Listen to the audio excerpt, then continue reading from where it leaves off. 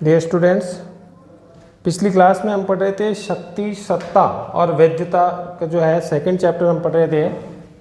तो हमने पढ़ा था कि शक्ति और बल में क्या भेद है।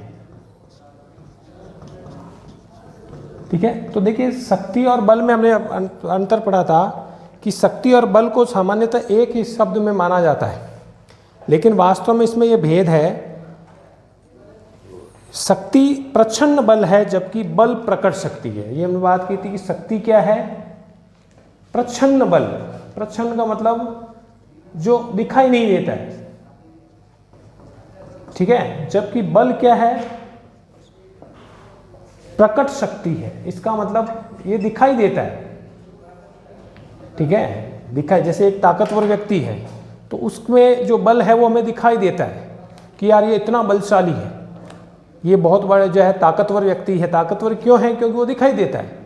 जबकि शक्ति, उसके अंदर शक्ति कितनी है, तो वो प्रच्छन्न है। प्रच्छन्न मतलब अदृश्य है, दिखाई नहीं देती है। अगर उसका वास्तव में प्रयोग किया जाए तो वो हम कह सकते हैं शक्ति और बल मिलकर के कार्य करेंगे। ठीक है, जैसे हमने उदाहरण लिया था कि एक पुलिस के पास अपराधी को दंडित करने की शक्ति है। एक पुलिस क्या कर सकती है, उसके पास शक्ति है कि वो किसी भी अपराधी को, किसी भी आम व्यक्ति को जो है, अगर कोई अपराध करता है तो उस व्यक्ति को क्या कर सकती है, दंडित कर सकती है। लेकिन जब वो शक्ति का प्रयोग करते हुए किसी को आर्थिक या शारीरिक दंड देता है तब वह बल कहलाता है। क्यों? क्योंकि जब तक उसका प्रयोग वो नहीं करता है, यानी वो अदृश्य है, शक्ति अदृश्य है। लेकिन अगर उसका वास्तव में वो प्रयोग करके और उसको, उस शक्ति का उपयोग करता है तो वो क्या बन जाएगा, वो बल बन जाएगा। ठीक है, तो इस प्रकार हम कह सकते हैं कि कहने को तो शक्ति और बल एक ही है, लेकिन वास्तविक रूप में जो है इनमें भेद होता है। क्योंकि जब शक्ति जो है वो क्या है, एक प्रच्छन्न बल है। प्रच्छन्न यानी मतलब दिखाई नहीं देने वाला, जबकि बल क्या है, एक प्रकट शक्ति है जो दिखाई देती है।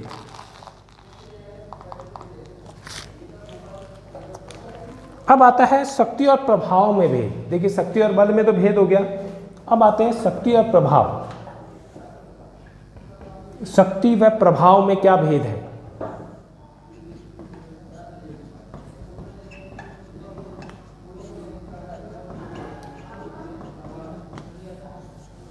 ये भी दो शब्द ही हैं और इसको भी देखने में दोनों शब्द एक जैसे लगते हैं। ठीक है, दोनों में कई समानताएं और असमानताएं भी हैं। कई जगह ये समानता प्रदर्शित करती है तो कई जगह ये असमानता प्रदर्शित करती है कि शक्ति और प्रभाव एक ही होते हैं या अलग अलग होते हैं। ठीक है, प्रभाव शक्ति को व शक्ति प्रभाव को उत्पन्न करती है। दोनों देखिए समानता की बात क्या करते हैं कि शक्ति से प्रभाव उत्पन्न होता है।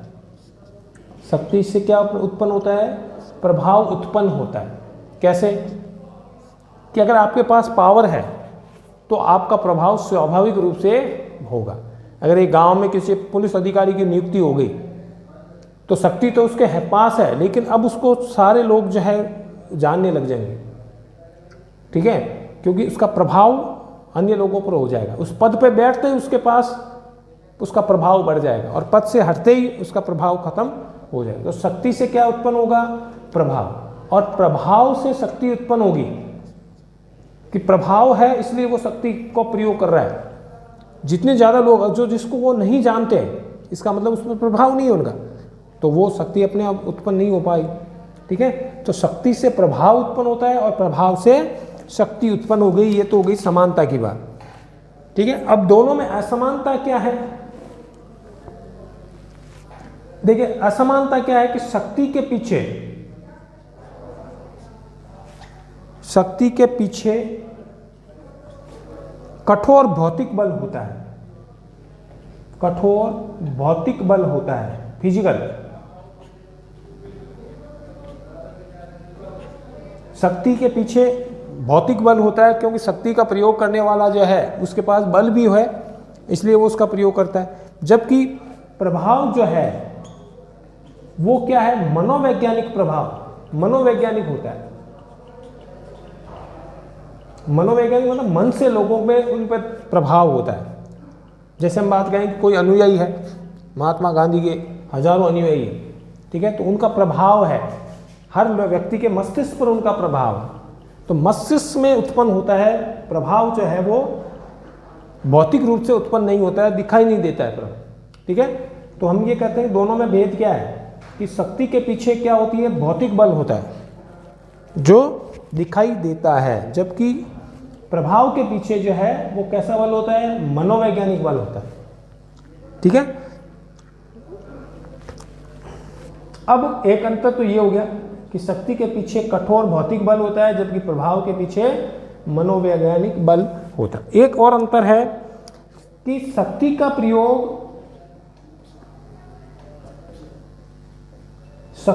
प्रयोग व्यक्ति की इच्छा के विरुद्ध भी किया जा सकता है, व्यक्ति की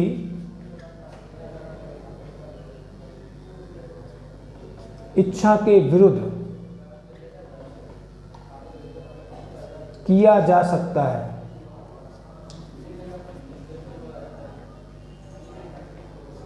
शक्ति का प्रयोग व्यक्ति की इच्छा के विरुद्ध किया जा सकता है कि व्यक्ति की इच्छा नहीं है फिर भी, क्योंकि उसके पास पावर है इसलिए वो उसका प्रयोग कर सकता है। व्यक्ति नहीं चाहता है, एक अपराधी थोड़ी चाहेगा कि मुझे सजा मिले, मुझे दंड दे पुलिस अधिकारी, ठीक है, लेकिन फिर भी उसकी बिना इच्छा नहीं है फिर भी उस पर शक्ति का प्रयोग किया जा सकता है, ठीक है। जबकि प्रभाव में सहमति की आवश्यकता होती है,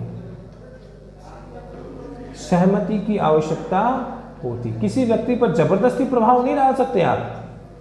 कोई अध्यापक पढ़ा रहा है, अगर आपको लगा कि यार बहुत अच्छा अध्यापक है तो आपके मनोवैज्ञानिक रूप से आप उससे प्रभावित हो जाओगे और आप उसकी हर बात को कहना मानोगे, तो ये मनोवैज्ञानिक रूप से प्रभावित तो करता है वो आदमी, ठीक है।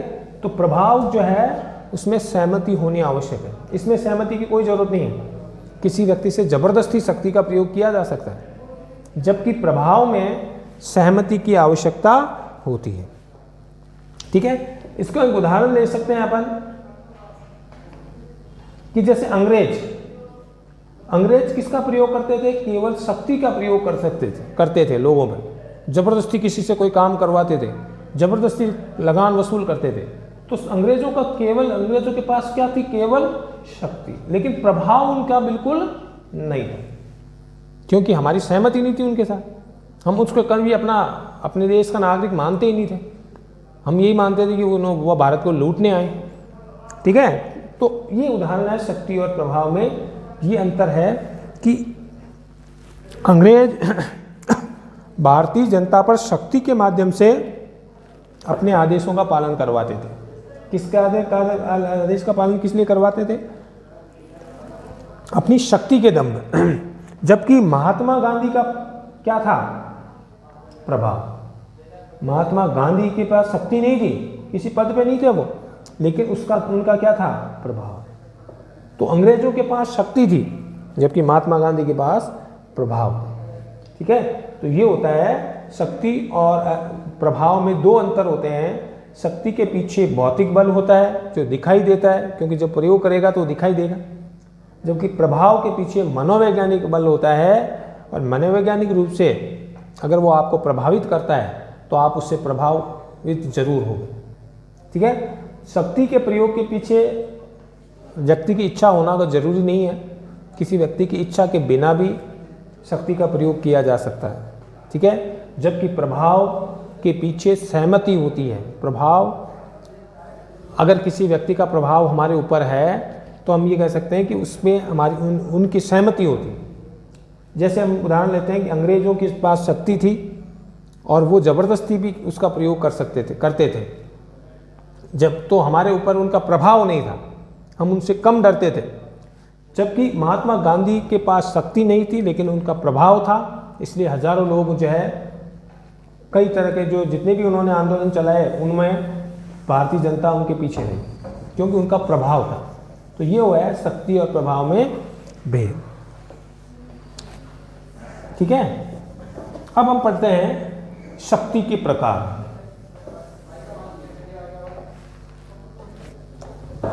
शक्ति के प्रकार, टाइप्स ऑफ द पावर।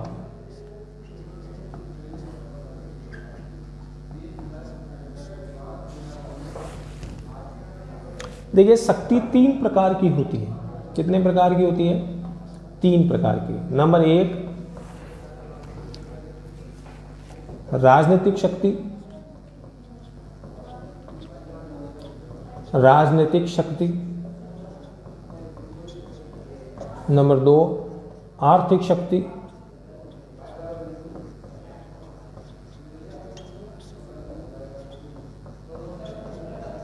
और नंबर 3 विचारात्मक शक्ति।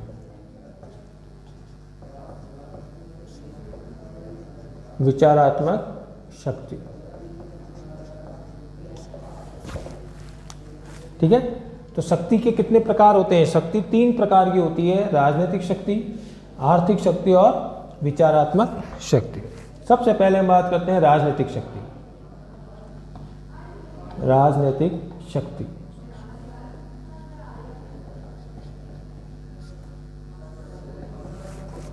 Political power. पॉलिटिकल पावर, देखिए राजनीतिक शक्ति अभी वर्तमान में हम देखते हैं कि बहुत बड़े नेता है, ठीक है। तो नेता जितना बड़ा पद को प्राप्त करेगा उतनी ही बड़ी उसकी राजनीतिक शक्ति बड़ी होगी। अगर वो एक वार्ड पंच है तो वार्ड तक उसकी शक्ति है, एक सरपंच है तो गांव तक शक्ति है, एमएलए है तो पूरे एमएलए क्षेत्र जो विधानसभा क्षेत्र में उसकी शक्ति है, उसको पूरे विधानसभा के लोग जानते हैं। एमपी है तो उतनी बड़ी उस पूरे मेंबर ऑफ क्षेत्र में जानेंगे। मंत्री है तो पूरे भारत स्तर पर, या राज्य का मंत्री है तो राज्य स्तर पर उसकी शक्ति। तो हम ये कह सकते हैं कि राजनीतिक शक्ति प्राप्त किस लिए की जाती है?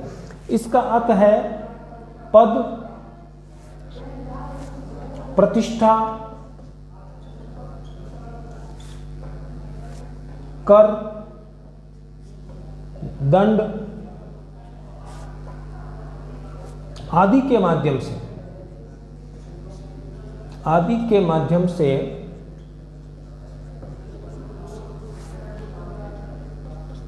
शक्ति का प्रयोग,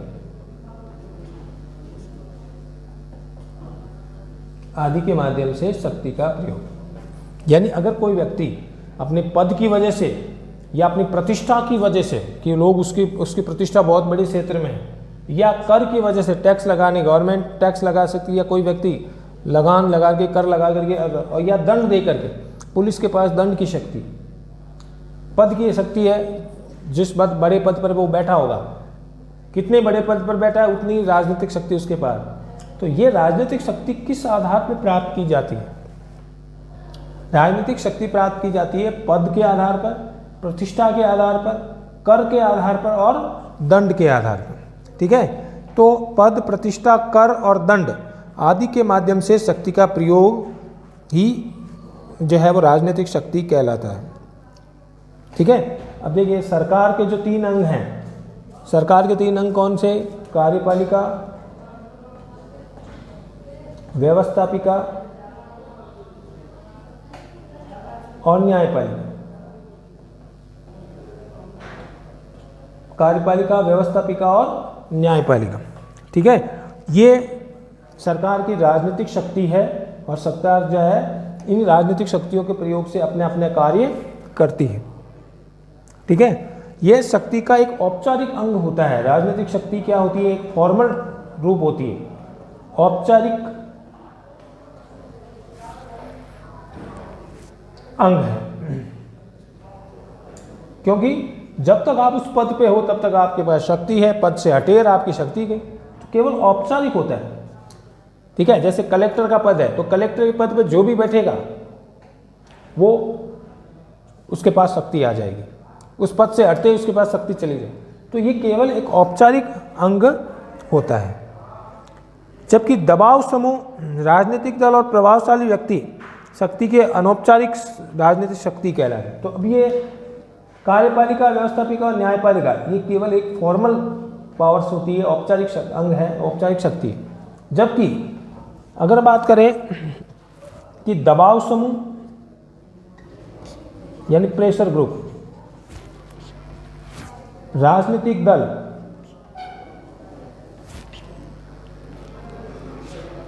और प्रभावशाली व्यक्ति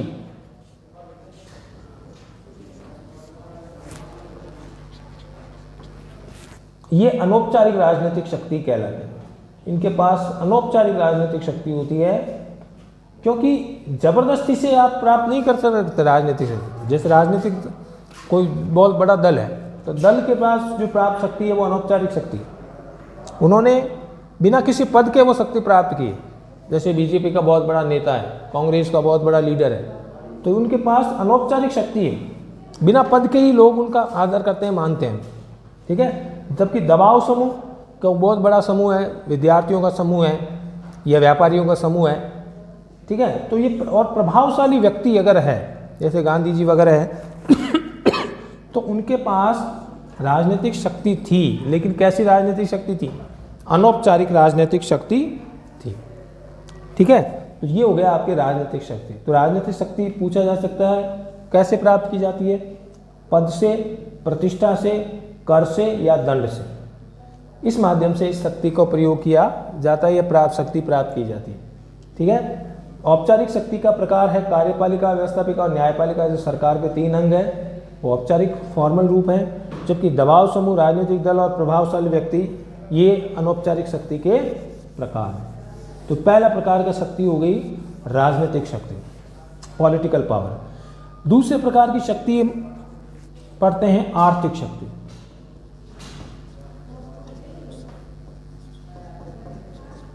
जिसे कहते हैं इकोनॉमिक पावर।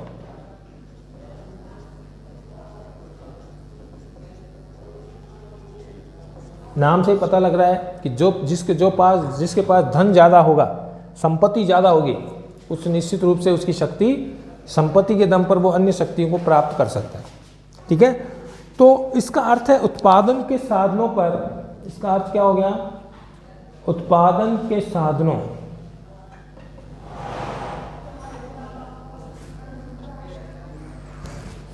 व धन संपदा पर स्वामित्व।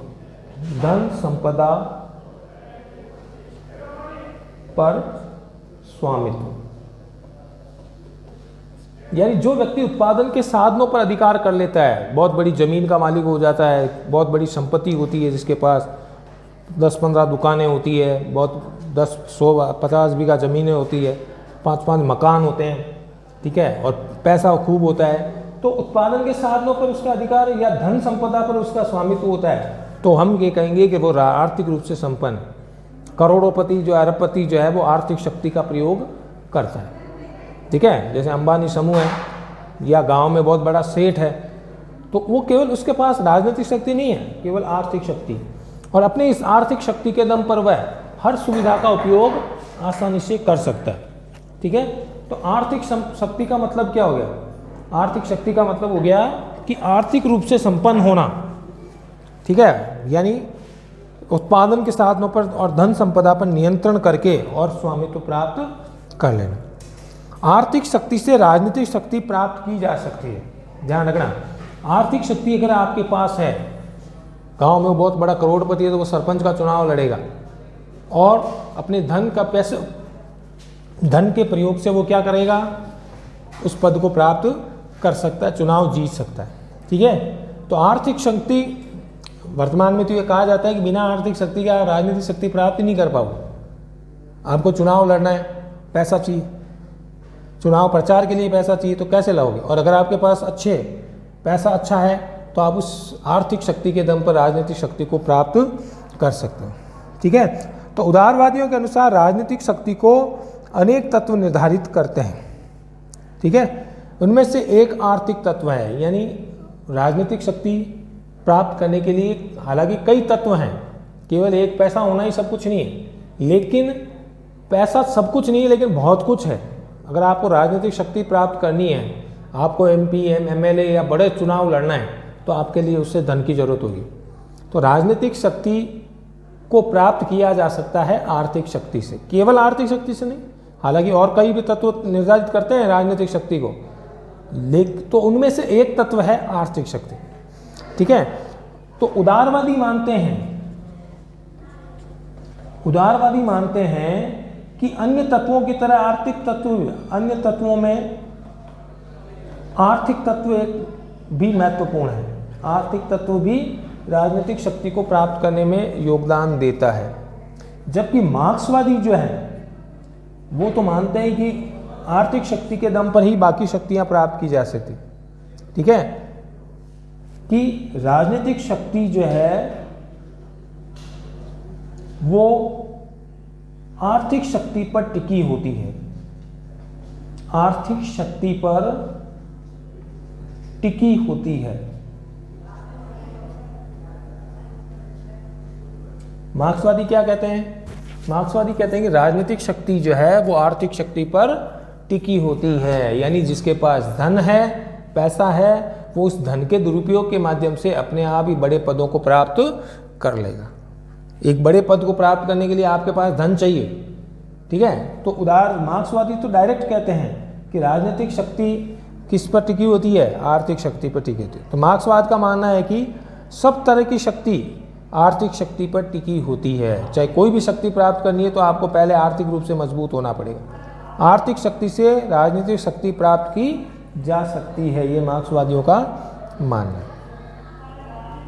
ठीक है, अब आती है तीसरे प्रकार की शक्ति, जिसे हम कहते हैं विचारात्मक शक्ति।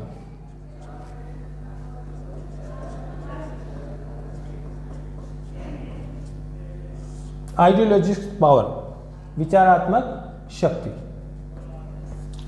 विचारात्मक शक्ति का मतलब है विचारों का वह समूह जो शक्ति के सोचने व समझने के ढंग को प्रभावित करता है। ठीक है, तो इसका अर्थ क्या होगा?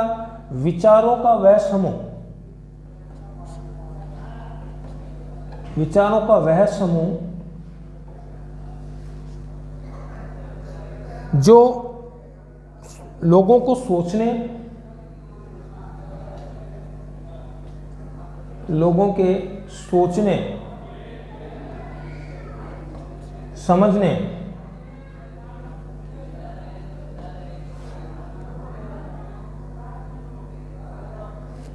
के ढंग को प्रभावित करता है, ढंग को प्रभावित करता है। ठीक है, गांधी जी के पास कौन सी शक्ति थी? न तो वो किसी पद पे थे, न उनके पास आर्थिक रूप से संपन्नता थी, बल्कि उन्होंने अपने विचारों से लोगों को प्रभावित किया। इसलिए हजारों लाखों अनुयायी हो गए पूरे भारत में उनके। उन्होंने जितने भी आंदोलन चलाए, असहयोग आंदोलन है, सविनय अवज्ञा आंदोलन है, भारत छोड़ो आंदोलन है, उनके एक इशारे पर हजारों लोग जो है वो मर मिटने के लिए तैयार हो गए। तो ये कौन सी शक्ति का उदाहरण है? ये विचारात्मक शक्ति का उदाहरण है। ठीक है, जितने भी तानाशाह हुए हैं, जितने भी क्रांतिकारी हुए हैं, उन सबके विचारों का ही तो प्रभाव था, और विचारों की शक्ति के दम पर उन्होंने लोगों की सोचने करने की क्षमता को जो है प्रभावित किया। ठीक है, तो हम ये कह सकते हैं कि विचारात्मक शक्ति का अर्थ है विचारों का वह समूह जो लोगों के सोचने और समझने के ढंग को प्रभावित करती है। ठीक है, अब जैसे इसका उदाहरण ले सकते हैं, जैसे उदारवाद की विचारधारा है, समाजवाद की विचारधारा है। आगे हम चैप्टर में पढ़ेंगे समाजवाद, उदारवाद क्या होते हैं। ठीक है, साम्यवाद की विचारधारा है।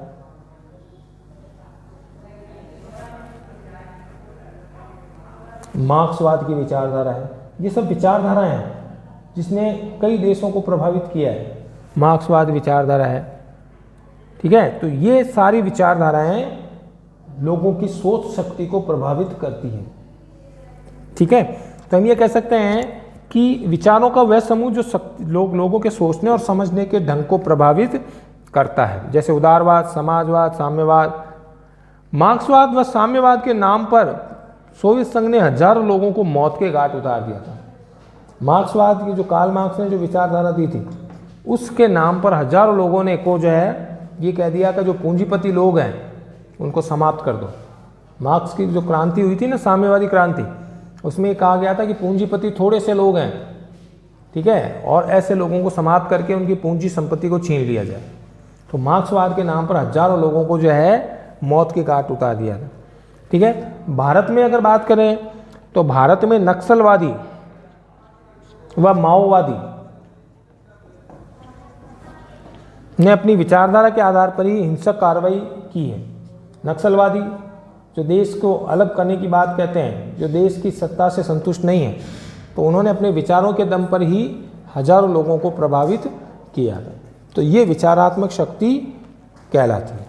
ठीक है, इस प्रकार शक्ति के 3 प्रकार होते हैं, राजनीतिक शक्ति, आर्थिक शक्ति और विचारात्मक शक्ति। राजनीतिक शक्ति पद प्रतिष्ठा या कर दंड आदि से प्राप्त की जाती है, जबकि आर्थिक शक्ति आर्थिक संसाधनों पर अपना स्वामित्व स्थापित करके प्राप्त की जाती है, जबकि विचारात्मक शक्ति विचारों के समूह से प्राप्त की जाती है। तो ये 3 प्रकार की शक्ति जो है होती है। शक्ति के 3 प्रकार होते हैं, राजनीतिक शक्ति, आर्थिक शक्ति और विचारात्मक शक्ति। अब आती है शक्ति की संरचना। शक्ति की संरचना, स्ट्रक्चर ऑफ पावर्स।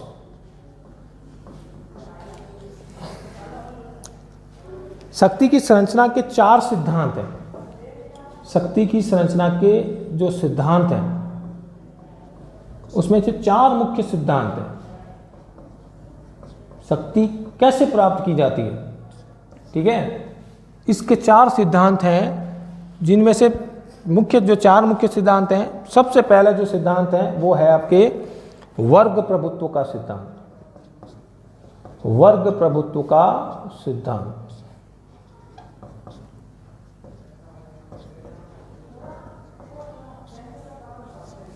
वर्ग प्रभुत्व का सिद्धांत। इस सिद्धांत के जो प्रतिपादक हैं,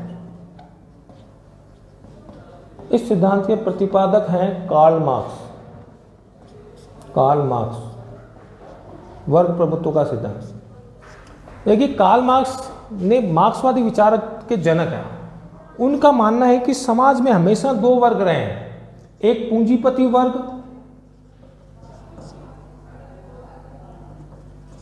और दूसरा पूंजीहीन वर्ग। पूंजीहीन वर्ग यानी ये शोषक वर्ग हैं, ये शोषक वर्ग हैं, ये शोषण करते हैं, और ये शोषित वर्ग है जो शोषण का शिकार होता है। ठीक है, हजारों सालों से मार्क्स कहता है, कार्ल मार्क्स ने कहा है कि हजारों सालों से समाज में कुछ लोग संपन्न वर्ग होते हैं जिनके पास संपत्ति होती है, और वो उन लोगों पर अपना राज करते हैं, अधिकार करते हैं जो जिनके पास संपत्ति नहीं है, जो गरीब है, जो निर्धन है, जिनके पास आर्थिक स्वामित्व नहीं है। ठीक है, तो हमेशा से मार्क्स का मानना है कि हमेशा से पूंजीपति वर्ग ने ही कमजोर वर्ग का शोषण किया है।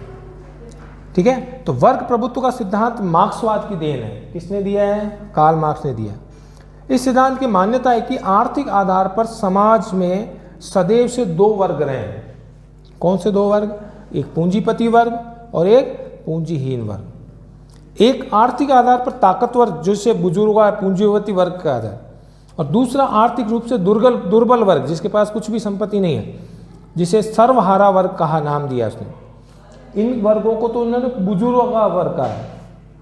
बुजुर्गा यानी पूंजीपति वर्ग, और इन वर्गों को उन्होंने सर्वहारा वर्ग कहा है। मार्क्स ने कहा है सर्वहारा वर्ग, जिनके पास कोई संपत्ति नहीं है। ठीक है, दुर्बल वर्ग हैं। तो इन दोनों वर्गों में से वर्ग संघर्ष चलता रहता है। कार्ल मार्क्स का मानना है कि हर काल में पूंजीपति वर्गों ने पूंजीहीन वर्गों का शोषण किया है और हमेशा इनमें 2 वर्ग रहे हैं। ठीक है, तो मार्क्स के अनुसार अब तक का इतिहास कैसा इतिहास है? वर्ग संघर्ष का इतिहास। इन दोनों वर्गों में हमेशा से संघर्ष आया है। चाहे सामंतवाद की स्थिति देख लो, चाहे बाद में जब उत्पादन होने लगा, फैक्ट्रियां बनने लगी, तो उसमें पूंजीपति वर्ग पूंजीहीन वर्ग बन गए।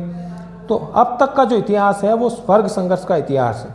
और मार्क्सवाद के अनुसार पूंजीपति वर्ग के हाथ में ही शक्ति हमेशा से रही है और ये वर्ग सदैव अपना वर्चस्व कायम करता है।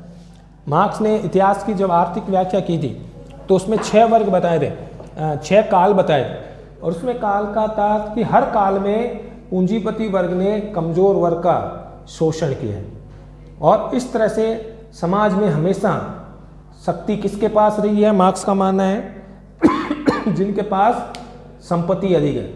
जो पूंजीपति वर्ग है वो हमेशा कमजोर वर्ग का शोषण करता है, और इसीलिए पूंजीपति वर्ग के हाथ में ताकत रही है। चाहे आप सामंतवाद उठा के देख लो, चाहे आप कृषि से संबंधित देख लो, हमेशा से जो है पूंजीपति वर्गों ने कमजोर वर्ग का गरीब वर्ग का शोषण किया। ठीक है, तो और भी हम जो है बाकी 4 सिद्धांत और पढ़ेंगे। पहला था है वर्ग प्रभुत्व का सिद्धांत, जिसमें देने वाले प्रमुख मार्क्सवादी विचारक हैं कार्ल मार्क्स। ठीक है, आज के लिए इतना ही, धन्यवाद।